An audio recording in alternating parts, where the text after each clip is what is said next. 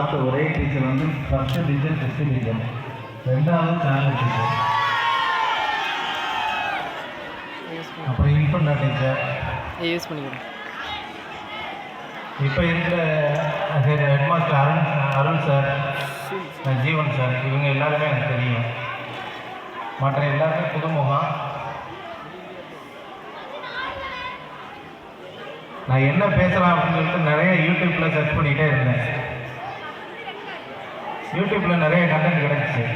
இங்கே மேடை ஏறின உடனே எதுக்கு நம்ம அதை பேசணும், நம்ம ஸ்கூலில் நடந்ததே பேசுவோம் அப்படின்றதுக்காக அதை எல்லாத்தையுமே அழிச்சிட்டு நம்ம ஸ்கூலில் நடந்த விஷயத்தை பற்றி நம்ம பேசலான்ற மாதிரி ஒரு முடிவுக்கு வந்திருக்கேன். நான் 8th 9th படிக்கிற வரை ஒரு ஆவரேஜ் ஸ்டூடெண்ட் தான். டீச்சருக்கு தெரியும், எல்லாருக்கும் தெரியும். ஒரு ஆவரேஜாக படிக்கிறது தான். பாஸ் மார்க் எடுப்போம், 50 மார்க் எடுப்போம், 55 மார்க் 60 மார்க், அதை தாண்ட மாட்டோம். அதுக்கு எய்ம் பண்ணுறதும் இல்லை. நாங்கள் அப்படியே கிளாஸில் சேர்த்து பண்ணிவிட்டு அப்படியே 50 மார்க் எடுத்தால் போதும், 35 மார்க் பாஸ் மார்க் போதும், இங்கிலீஷில் 35 எடுத்தால் போதும், அதுக்கு தான் நாங்கள் ஒர்க் பண்ணுவோம். 10th படிக்கும்போது ஒரு எக்ஸாம் எங்களுக்கு இங்கே நடந்துச்சு. ஆஃபர்லி எக்ஸாம் நடந்துச்சு. சச்சின் எஸ்ஏ எக்ஸாமில் வந்துருச்சு. நாங்கள் அப்போ வந்து ஒரு நோட்டு கிழிஞ்சிருச்சுன்னா அந்த எஸ்ஏ வந்து நாங்கள் எழுதி வச்சு ஒரு பேப்பரில் வந்து ரைட் பண்ணி வைப்போம். இதெல்லாம் கிழிஞ்சிடும், பசங்க நீங்கள் தூக்கி போடுவாங்க, எல்லா நோட்டெலாம் கிழிஞ்சிடும். அப்போ அந்த பேப்பரில் எழுதி வச்சு தான் நாங்கள் படிப்போம். ஃபஸ்ட்டு 2 பேஜ் அப்படி எழுதி மறந்தாலும் பாக்கெட்டில் வச்சுட்டு போயிட்டேன். பாக்கெட்டில் வச்சதை உள்ளே போனோன்னே எக்ஸாமுக்கு வந்தால் எங்கள் தமிழம்மா வந்தாங்க. ஜெயசீலின்னு நினைக்கிறேன் அவங்க பேர். தமிழம்மா வந்தாங்க. தமிழம்மா ரொம்ப ஜாலியான ஆள். நான் என்ன பண்ணிட்டேன், நம்மள்ட்ட நல்லா படிக்கிறவங்க, நல்லா பேசுகிறவங்க, நல்லா பழகுறவங்கன்றனால அதை எடுத்து அப்படியே வச்சு நான் எழுத ஆரம்பிச்சேன். அந்த எஸ்ஏ யதார்த்தமாக வந்துருந்துச்சு. திடீர்னு பாக்கெட்டில் பார்த்தா அந்த பேப்பர் இருக்குது. எடுத்து எழுத ஆரம்பிச்சாச்சு. அன்னைக்குன்னு பார்த்தா அந்த தமிழம்மா ரொம்ப ஸ்ட்ரிக்ட் ஆகிட்டாங்க. ஸ்ட்ரிக்ட் ஆகி என்னை வந்து அந்த ரூமுக்குள்ளே கூப்பிட்டு போயிட்டாங்க. அங்கே அருணாஸ்டாலின்னு ஒரு சார் இருந்தார். அப்போ அவர் அசிஸ்டன்ட் ஹெச்எம்மாக இருந்தார். இவன் வந்து என்ன பிட் அடிச்சிருக்கான ஒன்றும் செய்ய முடியாது, அவன் வந்து இந்த எக்ஸாம் இது பண்ணியிருக்கான் அப்படின்ட்டு இது பண்ணிட்டார். எனக்கு ஒரே அசிங்கமாயிடுச்சு. இது எனக்கு ஃபஸ்ட் டைம் நடந்துச்சு. நான் அதுக்கு முன்னாடி பிட் அடிக்க மாட்டேன், இந்த இது யாரையும் பார்த்து எழுத மாட்டேன், அந்த மாதிரி செய்ய மாட்டேன். ஃபஸ்ட் டைம் இந்த மாதிரி நம்ம வந்து ஒரு இது ஒன்று அப்படி இந்த இடத்துல இப்போ என்னோட கார் நிற்கிற இடத்துல ஆல்பர்ட்னு ஒரு சார் இருந்தார். என்னுடைய வாழ்க்கையில் மறக்க முடியாத ஒரு ஆள்னா அந்த ஆல்பர்ட் சார், அதுக்கப்புறம் டிபஸ் சார், 2 சார். இவங்க 2 பேரும் என்ன பண்ணாங்கன்னா, முதல்ல ஆல்பர்ட் சார் வந்து நான் வந்து அந்த டைமில் ஒரு முடிவு பண்ணது, பசங்க பேசிட்டு நான் இதுக்கு மேலே இங்கே படிக்க மாட்டேன், எனக்கு வருஷமாயிடுச்சு, நான் அப்படியே கிளம்புறேன். அப்போ இங்கே படிக்கிறவங்க சரவணா ஸ்டோருக்கு போகிறதுக்கு அவங்களுடைய இது எல்லாருமே வந்து இங்கே படித்து முடித்தா சரவணா ஸ்டோர் போயிடுவாங்க. நேராக மெட்ராஸுக்கு சரவணா ஸ்டோர் போயிடுவாங்க. அப்போ அந்த எய்முக்கு நான் வந்துட்டேன். இங்கே போயிடுவோம், இது நமக்கு சரிப்பட்டு வராது அப்படின்ற ஒரு அசிங்கமாக ஒரு இதாகிடுச்சு. இப்போ என்னோடய கார் நிற்கிற இடத்துல ஆல்பர்ட் சார்னு ஒருத்தர் இருந்தார். வந்து என்னடான்னு கேட்டார். நான் கண்ணை கசிக்கிட்டு இருந்தேன். என்னடான்னு கேட்டேன். சார் இந்த மாதிரி ஆயிடுச்சு, கூட அடுத்த எக்ஸாம் பாடுறாங்க அப்படின்னு சொல்லிட்டு ஒரு வார்த்தையில் அனுப்பிச்சுட்டார். அந்த ஒரு வார்த்தை தான் என்னை வந்து அப்படியே டோட்டலாக மாற்றுச்சு. அந்த இதை அப்படியே மெமரியை தூக்கி போட்டு அப்படியே வந்து ஹாஸ்டல், அங்கே தான் என்னோடய ஹாஸ்டல் இருந்துச்சு.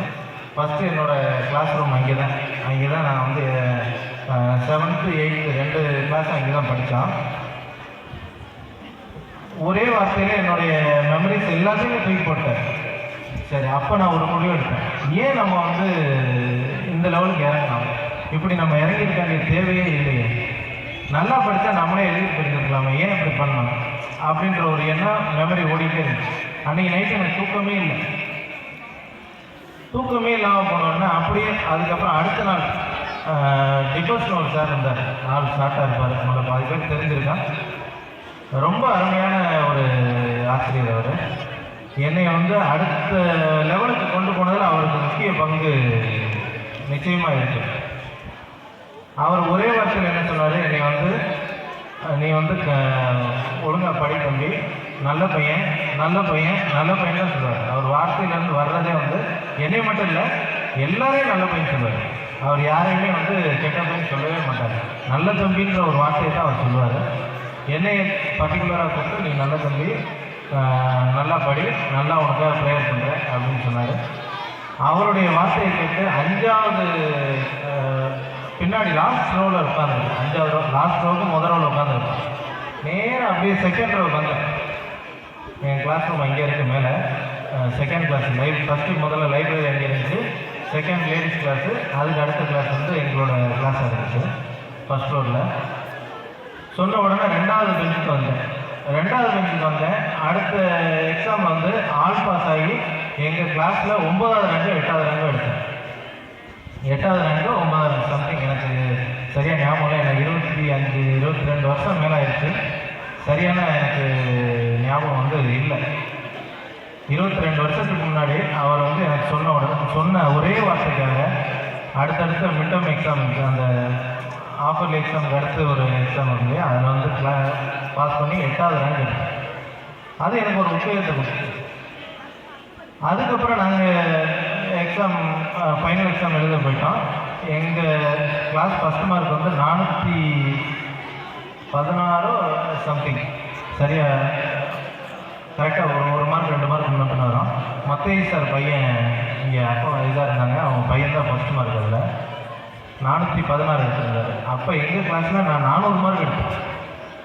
400 மார்க் எடுத்து எங்கள் கிளாஸில் 2வது 3வது 4வது, அது சரியாக எனக்கு தெரியல, பட் ஃபஸ்ட்டு 5க்குள்ளே வந்துட்டேன்.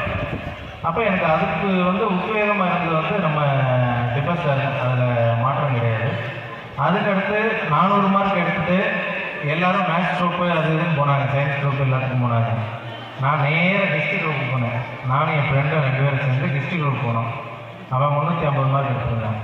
எங்கள் 2 பேரையும் வந்து பாஸ்கர் சார் உள்ளேயே விட மாட்டேங்கிறார். கிளாஸ்க்குள்ளேயே நான் விடவே மாட்டேன், நீ மேத்ஸ் குரூப் போயிரு, அப்படி இஷ்டம் இல்லைன்னா சயின்ஸ் குரூப் போயிருன்னு சொன்னார். 2 நாள் வெளியே தான் இருந்தேன். அவர் எனக்கு பர்சனலாகவே எனக்கு தெரியும். ஏன்னா இங்கே வந்து நான் வந்து லைப்ரரி இன்சார்ஜாக இருந்தேன். ஃபுல் கேன்டீன் என் கண்ட்ரோலில் தான் இருந்துச்சு. அதுக்கு வாலண்டியர் சார் இப்போ தான் போன மாதம் ரிட்டையர் ஆனாங்கன்னா, அவங்க தான் வந்து எனக்கு வந்து ஒரு மன தைரியத்தை கொடுத்த ஒரு ஆள் தான் வந்து வாலண்டியர் சார். நல்ல ஒரு டீச்சிங் பண்ணுவாங்க எங்களுக்கு. நைட்லாம் அந்த ரூம் கேன்டீன் ரூம் 2மே, கேன்டீன் வந்து என் கண்ட்ரோலில் இருக்கேன். அந்த ரூமில் வச்சு தான் சார் பேசுவாங்க, எப்படி நடந்துக்கணும், எப்படி பேசணும், எப்படி நிர்வாகம் பண்ணணும்.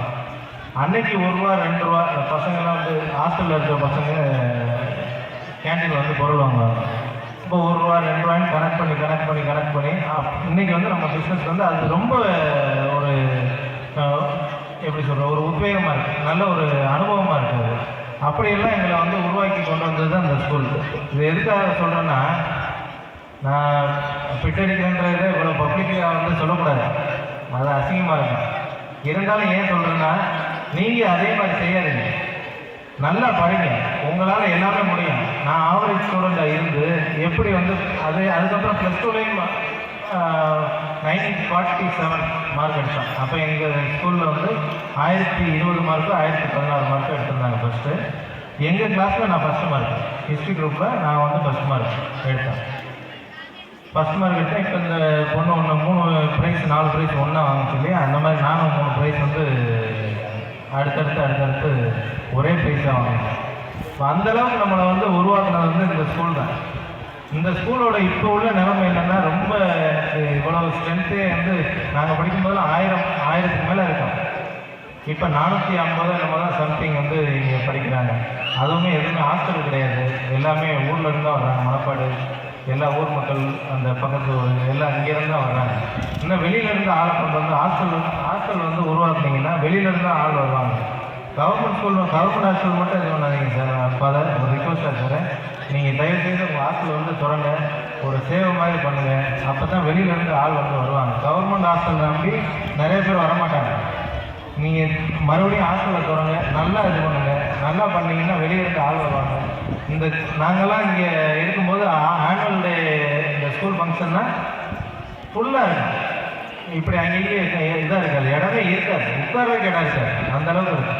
இப்போ வந்து அது ரொம்ப கம்மியாக இருக்குது, ரொம்ப மிஸ் ஆகுது, மனசுக்கு ரொம்ப கஷ்டமாக இருக்குது. இங்கே வந்ததில் எனக்கு ரொம்ப மகிழ்ச்சி, ரொம்ப சந்தோஷம். என்னை கூப்பிட்டாங்க. போன வாரம் ஃபாரின் போயிருந்தேன். ஃபாரின் போயிட்டு வந்த உடனே ஒரு டெத்தில் இருந்துச்சு. ரொம்ப வேண்டியவங்க அதனால் அதில் போக முடியாமல் இருக்க முடியல. ஒரு 5 நாள் அதிலே போயிடுச்சு. இங்கே வருவோமா வேண்டாமான்னு தான் ஒரு யோசனையில் இருந்தேன். சரி, இருந்தாலும் சார் வந்து கூப்பிட்டாங்க, அருள் சார் கூப்பிட்டாங்க. அதை வந்து உதாசீனப்படுத்திடக்கூடாது, வரலைன்னு சொல்லிடக்கூடாது அப்படின்ற ஒரே காரணத்துக்காக நான் வந்து இங்கே வந்தேன். எனக்கு உண்மையிலே ரொம்ப சந்தோஷம். இந்த ஊரை பார்த்ததுலையும் நம்ம படித்த ஸ்கூலை பார்த்ததுலையும் எங்கள் ஊர் எனக்கு தாய் வீடுனா இது எனக்கு 2வது தாய் வீடு. இதுதான் இங்கே வந்தவுடனே தான் எனக்கு சொந்த ஊருக்கு வந்த மாதிரி ஒரு ஃபீல் இருக்குது. எங்கள் ஊருக்கு போனால் கூட அந்த ஃபீல் வராதுங்க. ஏன்னா என்னுடைய பருவ காலத்தில் வந்து நான்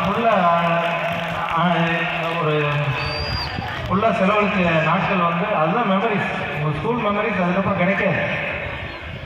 இதுக்கு மேலே உங்களுக்கு வந்து ஸ்கூல் மெமரிஸ் கிடைக்காது. நீங்கள் 20 வருஷம் கழித்து போய் நம்ம ஸ்கூல் மெமரிஸை சேருவீங்க, அப்போ வந்து உங்களுக்கு வராது.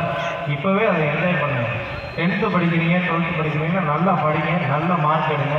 எதுக்காக என்னை கூப்பிட்டு வந்திருக்காங்கன்னா, நம்ம இந்த மாதிரி ஏதாவது ஒன்று சொன்னால் தான் அவங்க வந்து ஒரு உத்வேகமாக அடுத்தடுத்து மார்க் எடுக்கணும். நீங்கள் ஒரு 300 மார்க் எடுக்கணும்னு எய்ம் பண்ணுவீங்க. அந்த மாதிரி பண்ணாதீங்க. பாஸ் ஆனால் போதும்னு நினைப்பீங்க. அந்த மாதிரி பண்ணாதீங்க. படிப்பு என்றைக்குமே உங்களுக்கு கை கொடுக்கும். படிப்பு இல்லாட்டா ஒன்றுமே செய்ய முடியாது. அதை நல்லா தெரிஞ்சுக்கணும். இங்கிலீஷ் வரலைன்னா கஷ்டப்பட்டு படிங்க. இங்கிலீஷ் நிறைய பேர் வராமல் இருக்கும். இங்கிலீஷ்லாம் கஷ்டப்பட்டு படிங்க. அதுதான் உங்களுக்கு வந்து வாழ்க்கையில் வந்து கை கொடுக்க முடியும். வேறு ஒன்றும் எல்லாமே சொல்லியாச்சு. பழைய ஆசிரியர்கள்லாம் பார்த்ததுல எனக்கு உண்மையிலே ரொம்ப சந்தோஷம். இங்கே வந்ததே எனக்கு மகிழ்ச்சி. வேறு யாரும் ஆசிரியர்கள் சொல்லாமல் விட்டனான்னு தெரியல. சார் சொல்லிட்டேன். நம்ம பாஸ்கர் சார், மனோகர் சார் வந்து எங்களுக்கு இங்கிலீஷ் படிச்சுட்டு இருந்தார். அவர்லாம் எங்களுக்கு வந்து ரொம்ப வேண்டிய சார். விக்பட் சார் இருந்தாங்க. ஒரு சம்திங் மெமரி மறந்துடுச்சு சார், தப்பாக நினைச்சுக்காதீங்க. ஆசிரியர்களும் என்றைக்குமே மறக்காதீங்க. அவங்க வந்து நமக்கு வந்து குரு. நம்ம தாய் தந்தையர்களுக்கு ஒரு படி மேலே இருக்கணும், வச்சுருக்கணும். தாய் தந்தையர்கள் நீங்கள் மதிக்கிறீங்களோ மதிக்காமல் புரியல 2வது. தாய் தந்தையர்களை விட ஒரு படி மேலே வைங்க ஆசிரியர்கள். இன்றைக்கி பார்த்தாலே எனக்கு வந்து சந்தோஷமாக வந்து நம்ம தெரிஞ்ச டீச்சர்னு இல்லை, தெரியாத டீச்சர்கள் கூட அவ்வளோ மன மகிழ்ச்சியோடு வர வைக்கிறாங்க. வாங்க சார், நல்லா இருக்கலாம் அப்படின்னு சொல்லி சொல்கிறாங்க. எதுக்காக சொல்லணும்? நீங்கள் வாழ்க்கையில் பெரிய லட்சியத்தை அடையணும். பெரிய லட்சியத்தை எப்படி அடைவீங்க? நல்லா படிக்கணும், நல்ல பெரிய ஆளாகணும். அடுத்தடுத்து ஏஐன்னு ஒரு இது இருக்குது. ஏஐலாம் நல்லா டெவலப் பண்ணணும். ஏஐ இப்போலேருந்து கற்றுக்குங்க. இப்போலேருந்து நீங்கள் யூடியூப்பில் பார்த்து ஏஐ கற்றுக்கிட்டிங்கன்னா உங்களுக்கு வந்து பின்னாடி வந்து உங்களுக்கு அது யூஸ்ஃபுல்லாக இருக்கும். நன்றி, வணக்கம்.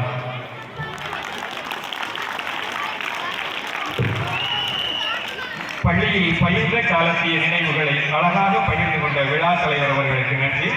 விழா தலைவர் அவர்கள் நம் பள்ளிக்கு ஒரு ஸ்பீக்கர்